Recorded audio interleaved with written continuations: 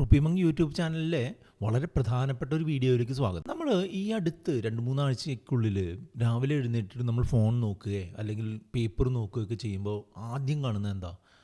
യുദ്ധവാർത്തകളാണ്. America അവരെ ആക്രമിച്ചു, Iran മറ്റവരെ ആക്രമിച്ചു, അങ്ങനെ പറഞ്ഞ് വളരെ വലിയ രീതിയിലുള്ള ഒരു ക്രൈസിസിലൂടെയാണ് നമ്മുടെ മിഡിൽ ഈസ്റ്റ് രാജ്യങ്ങൾ കടന്നു പോയിക്കൊണ്ടിരിക്കുന്നത്.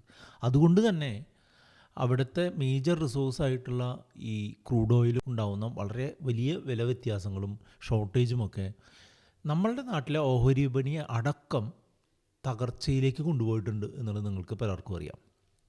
ലാസ്റ്റ് ഒരു 3-4 വർഷമായിട്ടുണ്ടാക്കിയ ലാഭത്തിൻ്റെ പകുതി മുക്കാൽ ഭാഗമൊക്കെ നഷ്ടപ്പെടുത്തിയിട്ടുള്ള ആളുകളാണ് പലരും. പേഴ്സണലി എനിക്കും അത്യാവശ്യം വലിയ നഷ്ടങ്ങളൊക്കെ ഈ ഒരു സമയം കൊണ്ടുണ്ടായിട്ട്. ഞാനടക്കമുള്ള സാധാരണ ഇൻവെസ്റ്റേഴ്സ് എന്ത് രീതിയിൽ ഈ ഒരു സിറ്റുവേഷനെ മാനേജ് ചെയ്യണം എന്നുള്ളതാണ് ഈ വീഡിയോയിലൂടെ പറഞ്ഞു തരാൻ പോകുന്നത്. നമ്മൾ കഷ്ടപ്പെട്ടുണ്ടാക്കിയ പണം നഷ്ടപ്പെട്ടുകൊണ്ടിരിക്കുകയാണ്.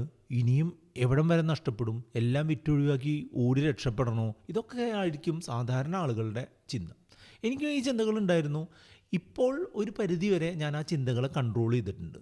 അപ്പോൾ ഞാൻ ഈ കാര്യങ്ങൾ എങ്ങനെ മാനേജ് ചെയ്യുന്നു, അല്ലെങ്കിൽ നമ്മളുമായിട്ട് ബന്ധപ്പെട്ടുള്ള ആളുകളോട് എങ്ങനെ മാനേജ് ചെയ്യുന്നതായിരിക്കും നന്നായിരിക്കുക എന്നുള്ളതാണ് ഈ വീഡിയോയിലൂടെ പറഞ്ഞു തരാനായിട്ട് പോകുന്നത്. നമ്മളുടെ നാട്ടിൽ ഇപ്പോൾ വലിയൊരു മഴ വരാൻ സാധ്യതയുണ്ട് എന്ന് പറയുമ്പോൾ മിക്കവാറും എല്ലാവരും പേടിച്ച് വീടിനുള്ളിലേക്ക് കയറിയിരിക്കുക അല്ലേ. പക്ഷേ ആ മഴയെ പറ്റിയിട്ട് മുൻകൂട്ടി അറിവ് ലഭിച്ചിട്ടുള്ളൊരു കർഷകനാണ് എന്നുണ്ടെങ്കിൽ ആ മഴവെള്ളം നമ്മളുടെ കൃഷി സ്ഥലത്തേക്ക് എങ്ങനെ വഴിതിരിച്ചു വിട്ട് നമ്മൾക്ക് ഭാവിയിൽ ബെനിഫിറ്റ് ഉണ്ടാക്കാം എന്നുള്ള രീതിയിലാണ് ഒരു കർഷകൻ ചിന്തിക്കുക. നമ്മളും ആ ഒരു കർഷകൻ്റെ മൈൻഡ് സെറ്റിലേക്ക് പോകുന്നതായിരിക്കും നല്ലത് എന്നുള്ളതാണ് എൻ്റെ അഭിപ്രായം.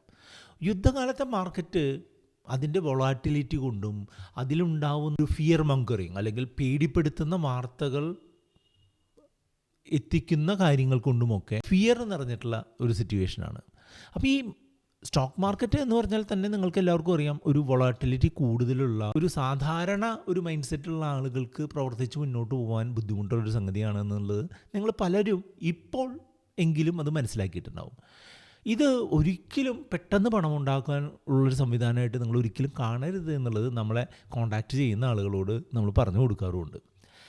എൻ്റെ അഭിപ്രായത്തിൽ സ്റ്റോക്ക് മാർക്കറ്റ് എന്ന് പറഞ്ഞിട്ടുണ്ടെങ്കിൽ ഒരു ദീർഘകാല നിക്ഷേപത്തിനുള്ള ഒരു സംവിധാനമാണ് എന്നുള്ളതാണ്. അത്തരം ആളുകൾക്ക് വളരെ മികച്ചൊരു അവസരമാണ് എന്നുള്ളതാണ് ഞാൻ പറഞ്ഞു തരാനായിട്ട് പോകുന്നത്. അതെങ്ങനെയാണ് എന്നാണ് 7 സ്റ്റെപ്പുകൾ നിങ്ങൾ കൃത്യമായിട്ട് ഫോളോ ചെയ്ത് കഴിഞ്ഞാൽ, 7 കാര്യങ്ങൾ നിങ്ങൾ കൃത്യമായിട്ട് ഫോളോ ചെയ്ത് കഴിഞ്ഞാൽ നിങ്ങൾക്ക് ഈ അനിശ്ചിതാവസ്ഥതയും നിങ്ങളുടെ ലോങ് ടേം ആവശ്യങ്ങൾക്ക് വേണ്ടിയിട്ടുള്ള വലിയ ഒരു ഇൻവെസ്റ്റ്മെൻറ്റാക്കി മാറ്റുന്നതിനായിട്ട് സാധിക്കും.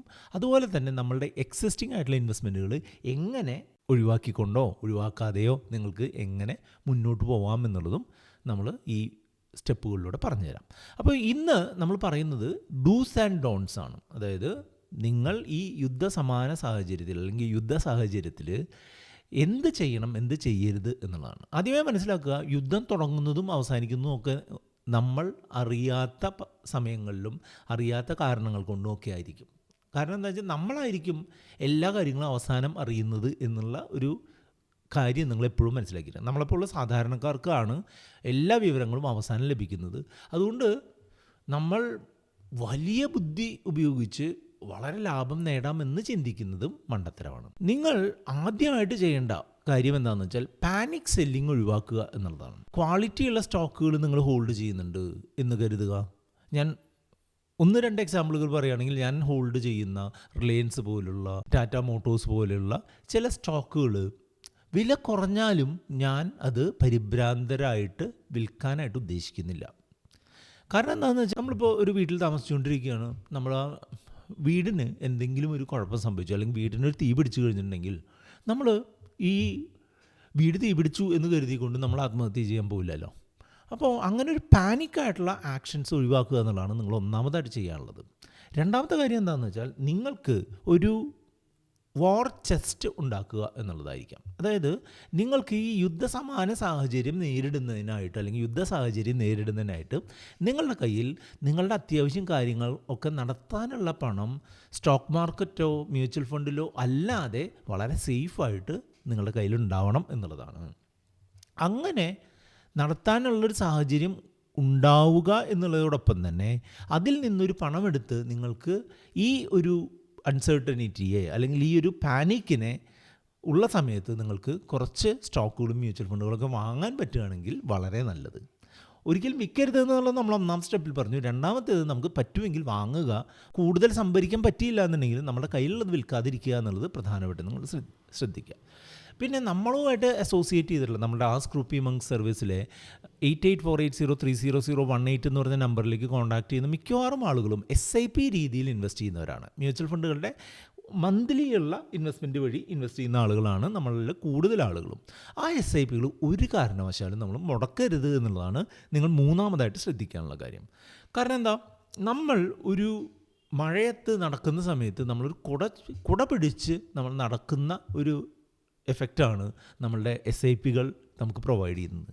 നമ്മൾ മഴ പെയ്യുമ്പോൾ മഴയെ എൻജോയ് ചെയ്യുന്നതോടൊപ്പം തന്നെ നമ്മൾ നനയാതെ നമ്മൾക്ക് കൂടുതൽ ബെനിഫിറ്റ്സ് ഉണ്ടാക്കി തരുന്ന ഒരു സംവിധാനമാണ് ഈ SIPകൾ എന്ന് പറയുക. മ്യൂച്വൽ ഫണ്ടുകളിലെ SIPകൾ ഒരു കാരണവശാലും ഇപ്പോൾ നിക്ഷേപിക്കൽ നിർത്തരുത് എന്നുള്ളതാണ് എൻ്റെ അഭിപ്രായം. കാരണം എന്താണെന്ന് വെച്ചാൽ നമ്മൾ ഇപ്പോൾ ഇൻവെസ്റ്റ് ചെയ്യുമ്പോൾ മിക്കവാറും മ്യൂച്വൽ ഫണ്ടുകളെല്ലാം തന്നെ കുറച്ച് പ്രൈസ് താഴേക്ക് വന്നിരിക്കുന്ന ഈ കാലത്ത് നിങ്ങൾക്ക് കൂടുതൽ യൂണിറ്റുകൾ കിട്ടുന്നതിനായിട്ട് നിങ്ങൾക്ക് സാധ്യതയുണ്ട്. അത് നിങ്ങളെ ഒരു ലോങ് ടേം വെൽത്ത് ബിൽഡ് ചെയ്യുന്നതിനായിട്ട് നിങ്ങളെ ഹെൽപ്പ് ചെയ്യാനുള്ള സാധ്യതയുണ്ട്. ഇതുവരെ പറഞ്ഞിട്ടുള്ള കാര്യങ്ങൾ നിങ്ങൾക്ക് ഇഷ്ടപ്പെട്ടു എന്നുണ്ടെങ്കിൽ നിങ്ങൾ ലൈക്ക് ഒന്ന് അമർത്തിക്കൊണ്ട് മുന്നോട്ട് പോവുക. ഇത്തരം സാമ്പത്തികമായിട്ടുള്ള അറിവുകൾ നിങ്ങൾക്ക് ലഭിക്കാൻ താല്പര്യമുണ്ട് എന്നുണ്ടെങ്കിൽ നമ്മളുടെ റുപ്പി മങ്ക് ചാനലൊന്ന് സബ്സ്ക്രൈബ് ചെയ്യാനും കൂടെ മറക്കണ്ട. അടുത്ത കാര്യം എന്താണെന്ന് വെച്ചാൽ നിങ്ങളുടെ കയ്യിൽ പണമുണ്ട് എന്നുണ്ടെങ്കിൽ നിങ്ങൾക്ക് ഏതൊക്കെ മേഖലകളിൽ ഇൻവെസ്റ്റ് ചെയ്യുന്നതായിരിക്കും നല്ലത് എന്നാണ് ഇനി പറഞ്ഞു തരാണ്ട് പോകുന്നത്. ഇതൊരിക്കലും റെക്കമെൻഡേഷനായിട്ട് നിങ്ങൾ എടുക്കേണ്ട. ഉദാഹരണമായിട്ട് നമ്മളിപ്പോൾ ഈ ഹെൽത്ത് കെയർ സെക്ടർ അല്ലെങ്കിൽ fast moving consumer goods sector അല്ലെങ്കിൽ ഭക്ഷണവുമായിട്ട് ബന്ധപ്പെട്ട സെക്ടർ, ഇതിലൊക്കെ ആളുകൾ യുദ്ധമാണ് എന്നുണ്ടെങ്കിലും നമ്മൾ മരുന്ന് കഴിക്കാതിരിക്കുകയോ ഭക്ഷണം കഴിക്കാതിരിക്കുകയോ ഒന്നും ചെയ്യില്ലല്ലോ. അതുകൊണ്ട് തന്നെ ഈ ഡിഫെൻസീവായിട്ടുള്ള സെക്ടറുകളിൽ ഈ defence sector, energy sector, health care sector, അതുപോലെ കൺസംഷൻ സെക്ടറിലൊക്കെ അത്യാവശ്യം നല്ല രീതിയിലുള്ള ഇൻവെസ്റ്റ്മെൻറ്റ് നമുക്ക് സാധിക്കുമെങ്കിൽ ചെറിയ രീതിയിൽ അഡീഷണലായിട്ട് ചെയ്യുന്നതുകൊണ്ട് തെറ്റില്ല. അതേപോലെ തന്നെ നമ്മളുടെ പോർട്ട്ഫോളിയോ ഒരു ബാലൻസിലാണ് എന്നുള്ള കാര്യം നിങ്ങളെപ്പോഴും ശ്രദ്ധിക്കേണ്ടതാണ്. അതായത് ഒരു 10 സ്റ്റോക്കുള്ള പോർട്ട്ഫോളിയോ ആണ് എന്നുണ്ടെങ്കിൽ അതിൽ 4-5 സ്റ്റോക്കുകൾ ലാർജ് ക്യാപ്പും ഒരു 2-3 സ്റ്റോക്കുകൾ മിഡ് ക്യാപ്പും ബാക്കിയുള്ള സ്റ്റോക്കുകൾ സ്മോൾ ക്യാപ്പും എന്നുള്ള രീതിയിൽ ഒരു ബാലൻസ്ഡ് ആയിട്ടുള്ള സേഫ് ആയിട്ടുള്ള ഒരു പോർട്ട്ഫോളിയോ ആണ് ഉള്ളത് എന്നുള്ളത് ശ്രദ്ധിക്കുക എന്നുള്ളതാണ് അടുത്ത ഒരു പ്രധാനപ്പെട്ട കാര്യം. ഇങ്ങനെ ബാലൻസ്ഡ് അല്ലാത്ത പോർട്ട്ഫോളിയോ നമ്മൾ റീബാലൻസ് ചെയ്യുന്നതിനായിട്ട് തിരക്ക് പിടിച്ച് നോക്കേണ്ടതില്ല എന്നുള്ളതാണ് എൻ്റെ അഭിപ്രായം. എങ്കിലും നമ്മൾക്ക് ഈ ഒരു താഴ്ച വന്ന സമയത്ത് നമുക്ക് മനസ്സിലാക്കാനായിട്ട് പറ്റും ഏതൊക്കെ സ്റ്റോക്കുകളാണ് ഭയങ്കര വീക്കായിട്ടുള്ളത്. അത്തരം വീക്കായിട്ടുള്ള സ്റ്റോക്കുകൾ ഇനി തിരികെ വരുന്ന സമയത്ത് പെട്ടെന്ന് ഒഴിവാക്കുകയും അതിന് പകരമായിട്ട് ക്വാളിറ്റിയുള്ള സ്റ്റോക്കുകളിലേക്ക് മൂവ് ചെയ്യുകയും ചെയ്യുക എന്നുള്ളതാണ് നിങ്ങൾ ഇനി എടുക്കേണ്ട അവസാനത്തേത് ഏറ്റവും പ്രധാനപ്പെട്ടതുമായിട്ടുള്ള ഒരു സ്റ്റെപ്പ്. ഈ പറഞ്ഞ കാര്യങ്ങളൊക്കെ ഒരു ജനറിക് ആയിട്ടുള്ള അഡ്വൈസ് മാത്രമാണ്. ഇതൊരിക്കലും ഒരു ഇൻവെസ്റ്റ്മെൻറ്റ് അഡ്വൈസായിട്ട് നിങ്ങൾ കാണണ്ട. നിങ്ങളുടെ സ്റ്റോക്ക് അധിഷ്ഠിത പോർട്ട്ഫോളിയോയെ എങ്ങനെ മാനേജ് ചെയ്യണം എന്നുള്ളതിനെ പറ്റിയിട്ടുള്ള ഒരു പബ്ലിക് ഗൈഡ് ലൈൻ അല്ലെങ്കിൽ ഒരു എഡ്യൂക്കേഷൻ ഇൻഫർമേഷൻ മാത്രമാണ്. നിങ്ങൾക്ക് പേഴ്സണലൈസ്ഡ് ആയിട്ട് നിങ്ങളുടെ ഒരു പോർട്ട്ഫോളിയോ എങ്ങനെ മുന്നോട്ട് പോകുന്നു, അത് എന്ത് ചെയ്യണം, നിങ്ങൾ ഈ ഒരു അവസരത്തിലായാലും ഭാവിയിലായാലും എങ്ങനെ കാര്യങ്ങളെ മുന്നോട്ട് കൊണ്ടുപോകണം എന്നുള്ളതിനെ പറ്റിയിട്ട് എന്തെങ്കിലും ഒരു സപ്പോർട്ട് നമ്മളുടെ കൺസൾട്ടേഷൻ വഴി എടുക്കാൻ താല്പര്യമുണ്ട് എന്നുണ്ടെങ്കിൽ നമ്മുടെ വാട്സപ്പ് നമ്പറായിട്ടുള്ള 8848030018 എന്ന് പറഞ്ഞ വാട്സപ്പ് നമ്പറിലേക്ക് നിങ്ങൾക്ക് നമ്മളെ കോൺടാക്റ്റ് ചെയ്യാം. നിങ്ങളുടെ ആവശ്യങ്ങൾക്ക് അനുസരിച്ച് എന്ത് ചെയ്യണം എന്ത് ചെയ്യരുത് എന്നുള്ള ഒരു ഗൈഡൻസ് തരാനായിട്ട് നമുക്ക് ശ്രമിക്കാം. വീഡിയോ ഇതുവരെ കണ്ട എല്ലാവർക്കും നന്ദി. ഇതുമായിട്ട് ബന്ധപ്പെട്ടുള്ള 2 വീഡിയോകളാണ് ഇവിടെ കാണുന്നത്. വീഡിയോ ഇതുവരെ ലൈക്ക് ചെയ്തില്ല എന്നുണ്ടെങ്കിൽ ലൈക്ക് ചെയ്യുക, കൂട്ടുകാരുമായിട്ട് ഷെയർ ചെയ്യാൻ പറ്റുന്നവരെ ഷെയർ ചെയ്യുക. അതുമാത്രമല്ല ഇത്തരം കണ്ടൻറ്റ് ഭാവിയിൽ കാണുന്നതിനായിട്ട് ചാനലൊന്ന് സബ്സ്ക്രൈബും കൂടെ ചെയ്തേക്കുക.